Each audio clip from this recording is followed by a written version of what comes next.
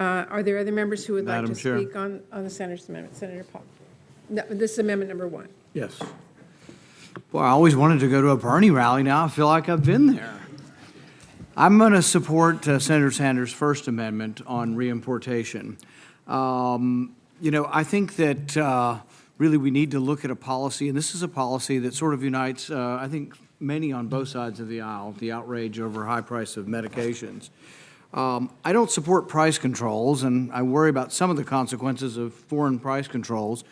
But I think we should pay attention to why so many people in our country are so upset about prices, so we don't actually institute price controls in our country.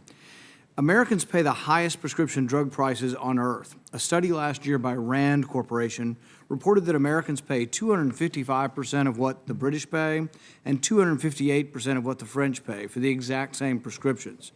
For brand name originator drugs, the price differential was even higher, 349%. Americans are paying more for medicine because we don't have a free market globally. Since other countries have price controls and we don't, drug companies segment their markets and charge higher prices here to make up for the price caps they face everywhere else. That's how drug manufacturers maximize their profits. Maximizing profits isn't a bad thing. Drug makers invest these profits in R&D to develop new drugs that will cure diseases that have no cure today, and that literally saves people's lives. But it also means that Americans have to foot the entire bill for these R&D costs and, in effect, subsidize cheap drugs for everybody else around the world. This country has a relatively free market, and I want to keep it this way. I don't want price controls to be the reactionary way we respond here. But I think worldwide competition is one way to drive prices down. I think trading with other countries is a good idea.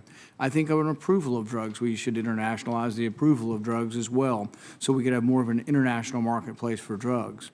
But if Americans keep paying double or triple what everybody else on earth pays for the exact same drugs, I think eventually people will clamor for price controls here, and that will be the end result. I would rather try a more open and free market, a worldwide market that allows more competition, and I encourage my colleagues to vote yes on Sanders 1. Madam Chair. Senator Braun.